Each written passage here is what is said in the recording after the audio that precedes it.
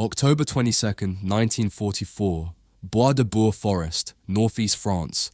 The mist came early that morning, sliding between the oaks and birches like something alive. It smelled of wet earth and rotting leaves, of cordite that had settled into the soil after days of fighting. Somewhere in the distance, a branch cracked under weight that didn't belong to wind. Private Edwin Calder pressed his body flat against the forest floor. Mud soaked through his tunic. His breath came slow and measured, each exhale a deliberate act of control. In his hands rested a rifle most men in his unit had mocked since the day he arrived in France. A sporting rifle, the kind British farm boys used for rabbits and crows back home. Not military issue, not regulation, not worthy of a real soldier. Except Edwin had just killed his 8th German sniper in 4 days with it. And the enemy was terrified. The Germans had started calling him der Geist, the ghost, a phantom who appeared without warning, fired once, and vanished back into the fog before anyone could pinpoint his location. British intelligence intercepted radio chatter from a retreating Fallschirmjäger unit, voices tense with something soldiers rarely admitted: fear. Edwin adjusted his grip on the rifle stock. The wood was smooth from years of use, worn down by his father's hands before his own. He scanned the tree line ahead, looking for the small details most men missed. A branch bent at an unnatural angle, moss disturbed where boots had scraped. The absence of birdsong in a section of woods that should have been alive with morning calls. Corporal Arthur Blakely crouched 3 meters behind him, smoking a cigarette with trembling fingers. The older man had stopped teasing Edwin about the mail-order rifle 2 days ago. Now he just watched the kid from Shrewsbury with something between awe and unease. "You see something?" Blakely whispered. Edwin didn't answer immediately. His left eye tracked a subtle shift in the undergrowth, a shadow that moved against the natural flow of wind through the trees. 40 meters out, maybe less. He fired. The report cracked through the forest. A body tumbled from behind a fallen log, helmet rolling into the leaves. Blakely stared. "Jesus Christ, how do you do that?"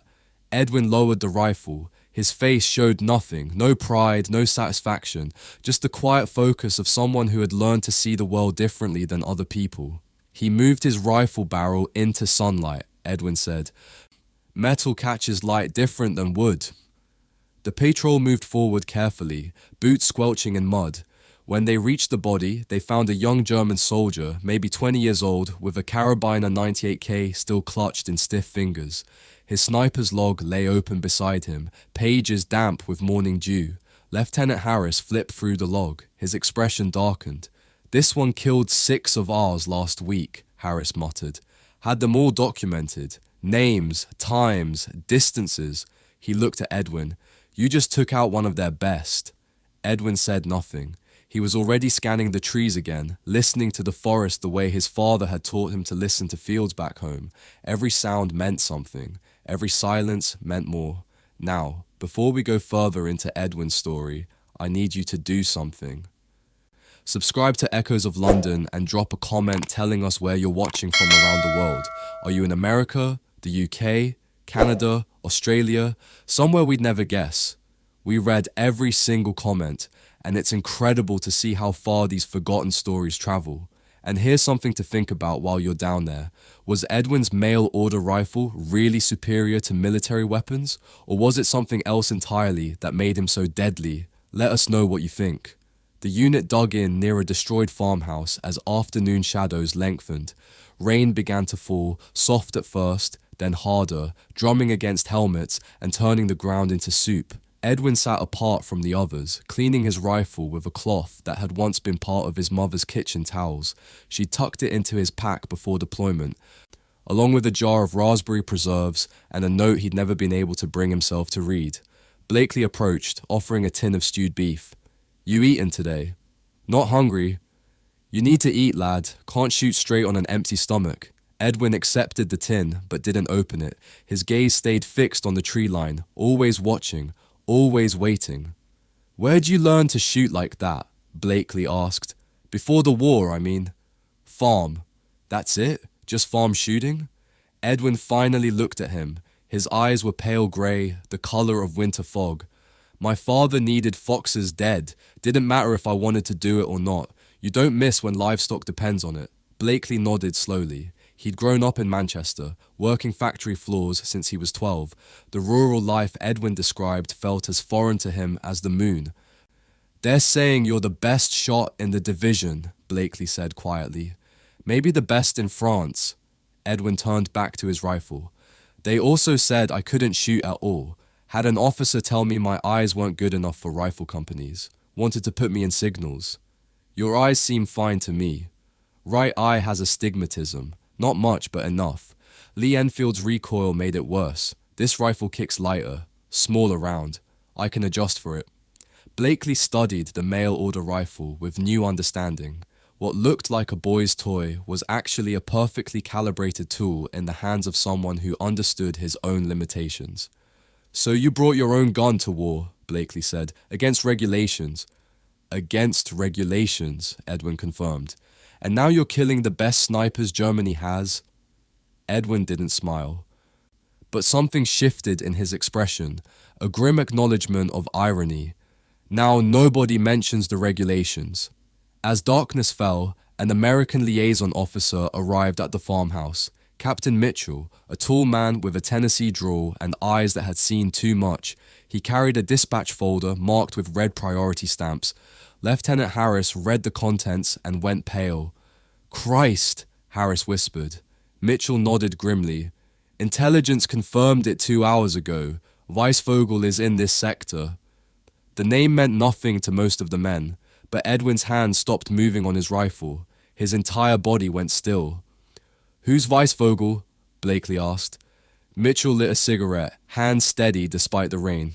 German sniper, Fallschirmjäger, trained at their elite marksmanship school. He's been operating behind our lines for 3 weeks. Confirmed kills on 18 Allied soldiers, most of them officers and radio operators. He's patient, methodical. Some say he stalks a target for days before firing. Harris looked at Edwin. They think he's hunting you. Edwin's jaw tightened. Rain dripped from his helmet brim. There's more, Mitchell continued. Weissvogel trained at the same facility as the sniper who killed a British soldier at El Alamein in 42, man named Calder. The silence that followed felt heavier than the rain. Blakely turned to Edwin. Calder, that's your name. Edwin stood slowly. Water streamed off his uniform. His voice came out flat and cold. My brother. The rain fell harder as night closed around the ruined farmhouse. Men huddled in whatever shelter they could find, smoking in silence, checking weapons they'd checked a dozen times already. Edwin sat alone near the collapsed barn wall, staring at nothing. His brother's name was Thomas, 3 years older, tall where Edwin was average, confident where Edwin was quiet. Thomas had enlisted the day Britain declared war, convinced he'd be home by Christmas with medals and stories. He died in the North African desert, shot through the chest by a German sniper he never saw. Their mother received the telegram on a Tuesday. Edwin remembered because it was the day he was supposed to help his father mend the eastern fence line.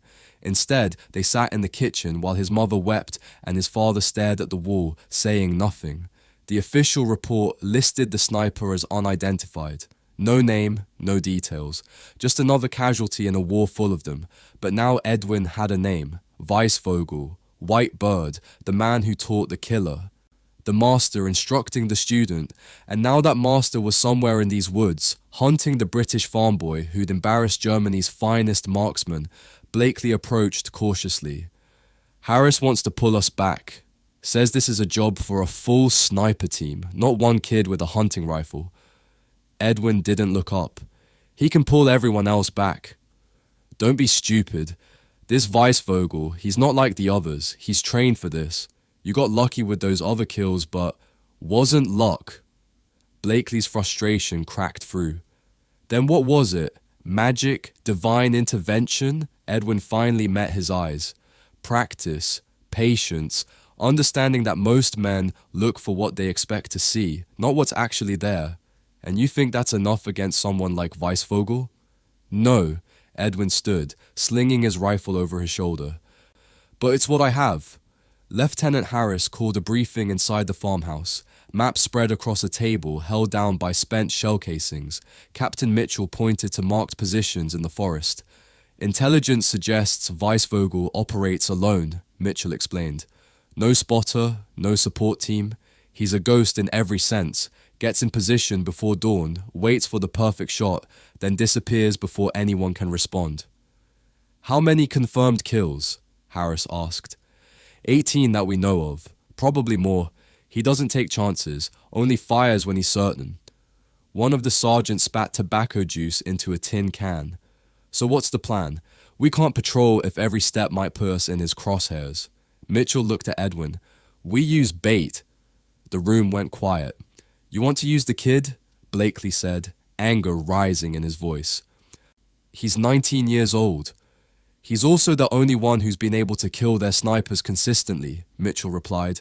Weissvogel knows that. He'll come for Calder because Calder is a threat. Harris shook his head. This is insane. We're talking about deliberately putting one of our own in a kill zone. We're talking about ending a threat that's cost us 18 good men, Mitchell countered. And that number grows every day Weissvogel operates freely. Edwin spoke for the first time since entering the farmhouse. I'll do it. Calder, you don't have to. I'll do it, Edwin repeated, his voice carrying a weight that silenced further argument. Tell me the plan. Mitchell studied him for a long moment, then nodded. Tomorrow at dawn, you'll patrol the eastern ridge alone. Make yourself visible. Draw him out. We'll have support teams positioned in overlapping fields of fire, ready to move the moment he reveals his position. He won't reveal his position, Edwin said quietly. Not until after he shoots. Then how? I'll know before he fires. I'll feel it. The men exchanged uncertain glances. It sounded like superstition, like battlefield mythology. But they'd all seen what Edwin could do. They'd watched him kill men no one else could even locate. Maybe the kid really could feel death before it arrived. The briefing ended. Men dispersed to their positions, checking gear one final time. Edwin returned to his spot by the barn wall, alone with his thoughts and his mail-order rifle. Blakely found him an hour before dawn. The rain had stopped, leaving everything wet and cold. You don't have to prove anything, Blakely said. Not to Harris. Not to Mitchell. Not to anyone. Edwin loaded rounds into his rifle, each motion practiced and precise. This isn't about proving anything. Then what is it about? Edwin was quiet for a long time. When he finally spoke, his voice carried something raw beneath the surface calm. Thomas used to take me shooting when I was 8. We'd go out to the far pasture, where father couldn't see us wasting ammunition. Thomas was terrible at it, couldn't hit a barn door from 10 paces, but he kept trying because he wanted to teach me something useful, said every man should know how to shoot. He paused, running his thumb over the rifle's worn stock. I got better than him by the time I was 10. He'd miss, and I'd hit, and he'd laugh about it. Never got jealous, never got angry. Just proud that his little brother could do something he couldn't. Blakely listened in silence. When the telegram came, Edwin continued, I kept thinking about those afternoons. How Thomas died doing something he was never good at. How if he'd stayed home, stayed on the farm, he'd still be alive. And I kept thinking that all those hours of practice, all those tin cans and rabbits and crows, they prepared me for something he couldn't survive. That's not your fault. I know. Edwin looked at him. But it means something. Has to. Revenge? No. Balance. The word hung between them like smoke. Dawn came slowly, grey light filtering through the trees. Mist rose from the wet ground, turning the forest into something from a ghost story. Edwin moved into position along the eastern ridge, each step deliberate, visible to anyone watching from the woods. He was the bait now, the prey pretending to be the predator. Somewhere in those trees, Weissvogel was watching, calculating distance, wind speed, the precise angle required for a kill shot, a patient man with patient skills, trained to wait hours or days for the perfect moment. But Edwin had been raised by a different kind of patience, the patience of watching fields for foxes, of sitting motionless in rain and cold because the livestock depended on it, of understanding that survival wasn't about being the fastest or the strongest, it was about being still when everything in you wanted to run. He found a position near a fallen oak, settling in with his rifle across his knees. The forest watched him, the mist watched him, and somewhere, hidden in the perfect camouflage of autumn leaves and morning shadow, death watched him too. Edwin closed his eyes and listened for the sound of a branch bending, the whisper of fabric against bark, the held breath of a man preparing to kill, and in the stillness before the storm, Edwin Calder smiled, because he'd already heard it. The forest held its breath. Edwin counted heartbeats instead of seconds. 12, 15, 20, each pulse a steady drum in his ears, a rhythm he'd learned to control during those long afternoons waiting for foxes to emerge from their dens. 40 meters to his left, a jay called out, "Normal, natural." 60 meters ahead, leaves rustled in wind that had died 5 minutes ago. Not normal, not natural. Edwin's fingers tightened imperceptibly on the rifle. He didn't move his head, didn't shift his eyes. But his peripheral vision tracked the unnatural movement, cataloguing details most men would miss. The leaves had moved upward before settling.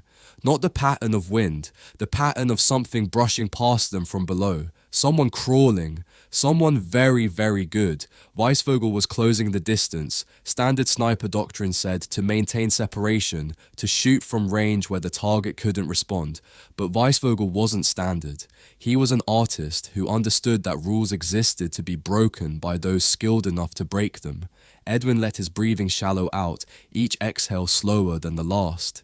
His father's voice echoed in memory. The animal knows when you're watching. They feel your attention like heat. So don't watch. Let your eyes go soft. See everything by seeing nothing. He unfocused his gaze, letting the forest become a blur of green and grey and brown. No individual trees, no specific shadows, just patterns. And within those patterns, the things that didn't belong. There. A darkness that moved when nothing else did. Low to the ground, patient, professional. 30 meters now. Edwin's mind calculated angles without conscious thought. If Weissvogel held his current trajectory, he'd reach the cluster of birch trees at Edwin's 2 o'clock.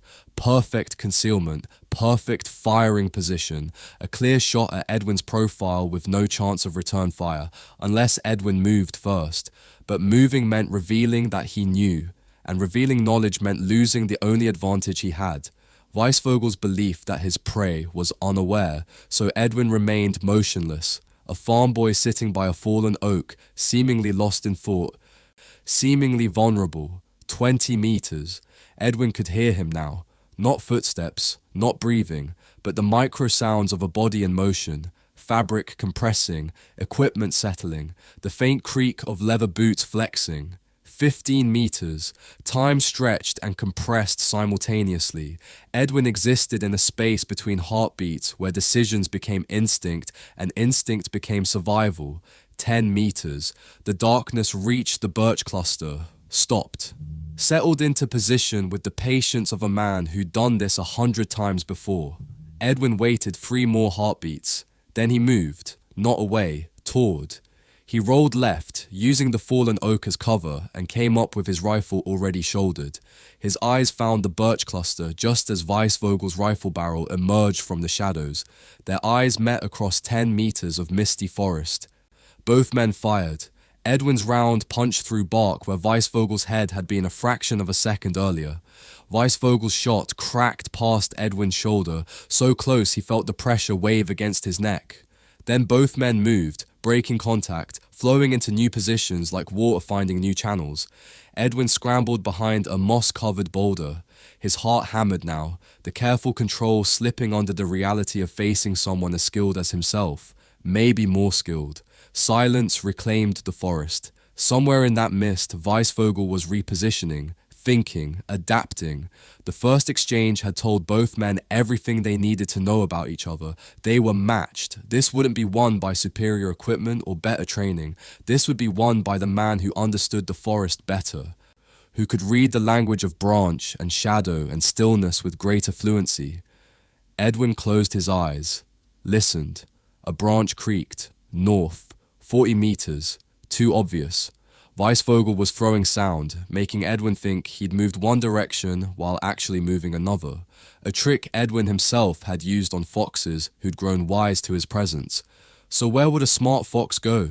Edwin's eyes opened. He scanned south, looking for the subtle signs. And there, barely visible through the mist, a patch of ferns bent at odd angles. Not crushed, just displaced, recently, south, circling around to get behind him.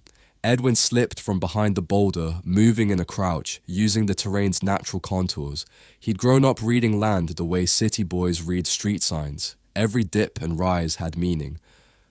Every cluster of vegetation offered possibility.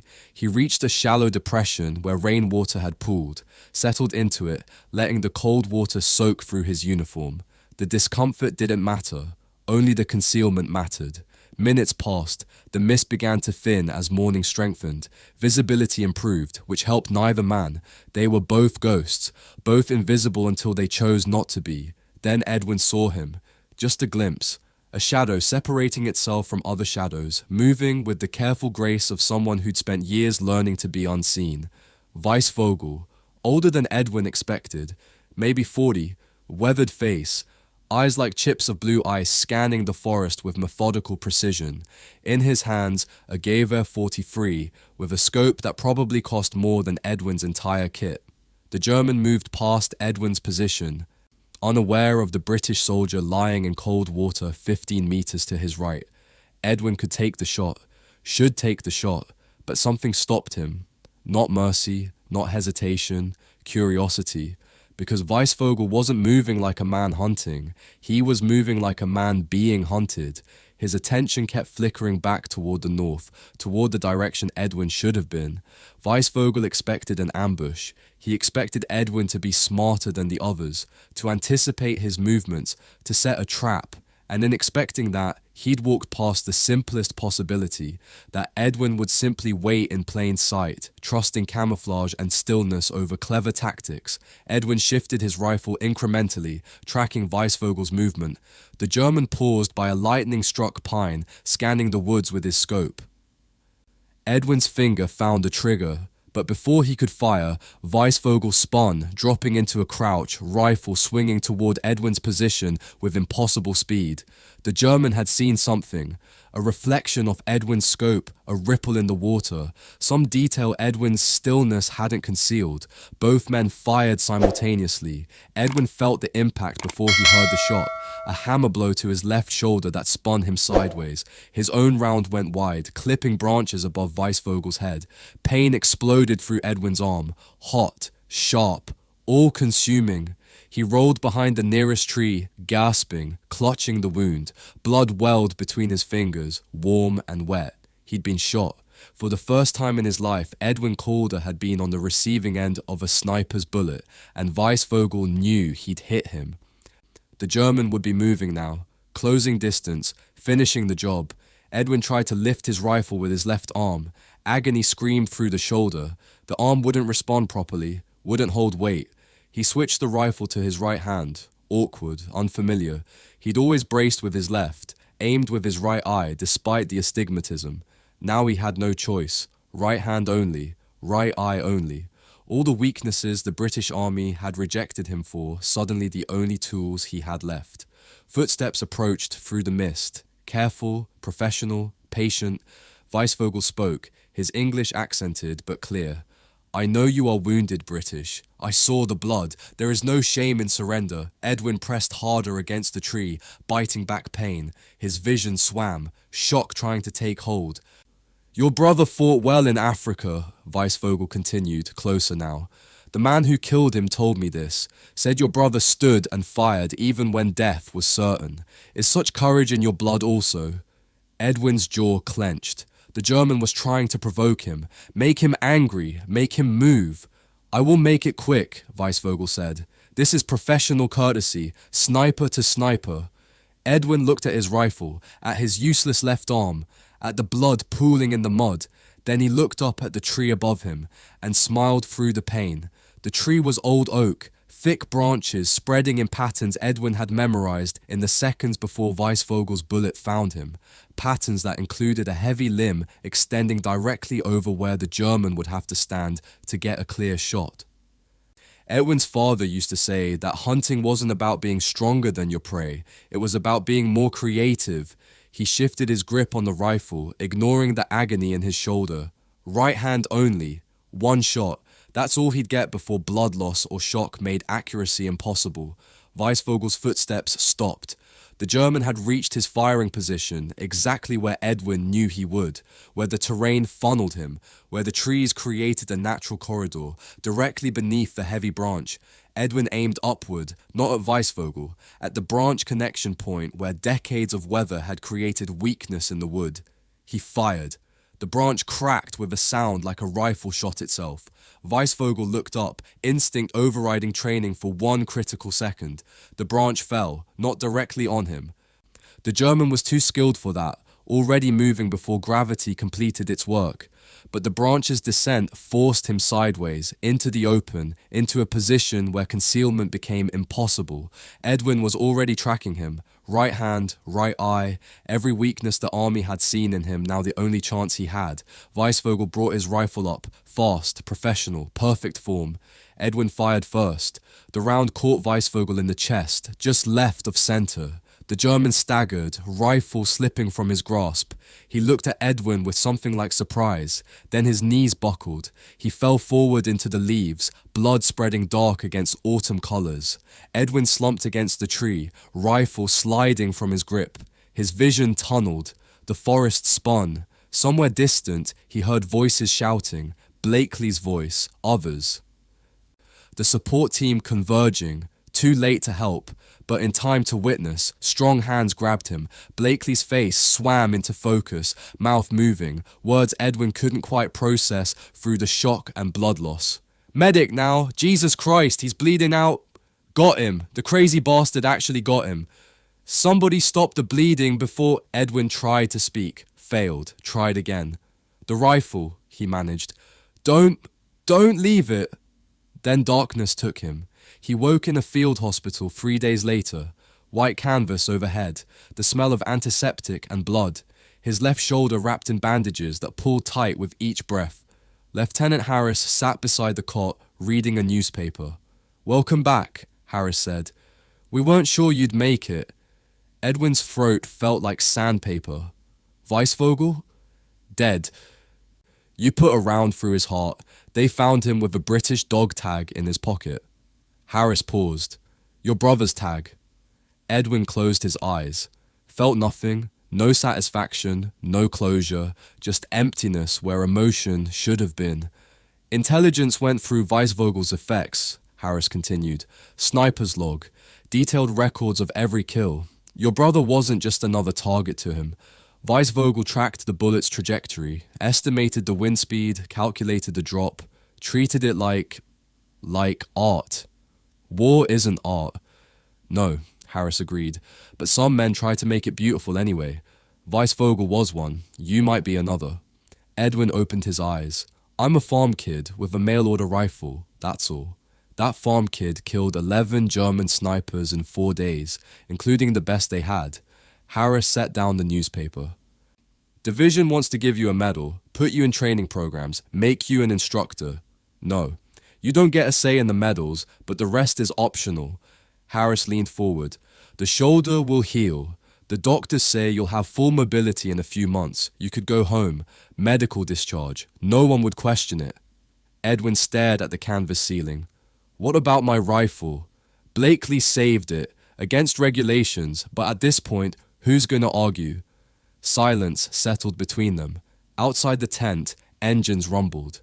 Voices called orders. The war continued without pause for the wounded or the dead. They're calling you the ghost of Bois de Bures, Harris said finally. American papers picked it up. You're becoming famous. I don't want famous. Doesn't matter what you want. You're a symbol now. The underdog who proved everyone wrong. Edwin's jaw tightened.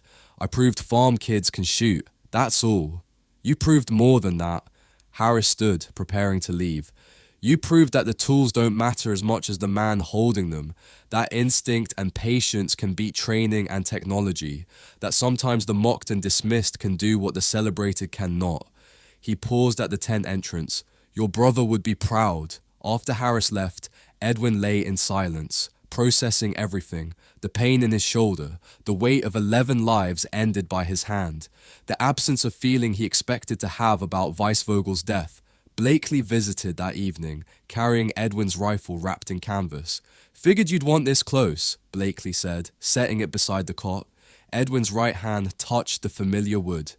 His father's rifle, his grandfather's before that. 3 generations of Calders had used this to protect livestock and put food on the table. Now it had protected lives of a different kind. "What will you do?" Blakely asked. "After you heal?" Edwin considered the question.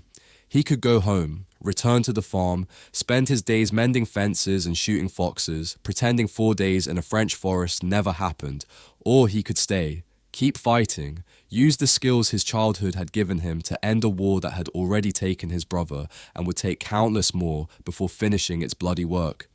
"I don't know," Edwin admitted, but he was lying. He already knew, because men like Weissvogel were out there, men who treated killing like art, men who'd been trained and equipped and pointed at boys like Edwin's brother, boys who never had a chance.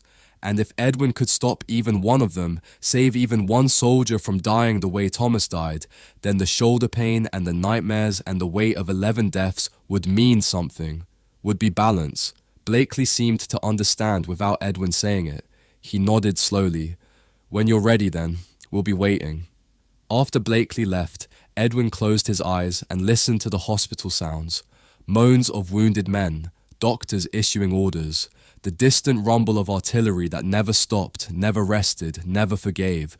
The war would go on, and when his shoulder healed, Edwin Calder would go on with it. Not for glory, not for medals, not for recognition, but because a farm kid from Shrewsbury had learned that sometimes the mocked and dismissed carried inside them something the celebrated never could. The patience to be still, the creativity to see solutions others missed, and the quiet courage to face death with nothing but a mail-order rifle and the certainty that every shot mattered, every single one. Now I want to hear from you. Do you think Edwin made the right choice to keep fighting? Should he have gone home while he had the chance? And here's the bigger question. In war, when does practical skill matter more than official training? Drop your thoughts in the comments below. The discussion on this channel is always incredible, and I learn something from every perspective shared. If this story moved you, hit that subscribe button for Echoes of London.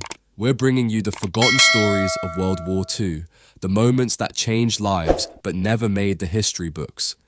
And click the like button if you want to see more stories about the underdogs, the dismissed, and the underestimated who proved everyone wrong. Thank you for being here.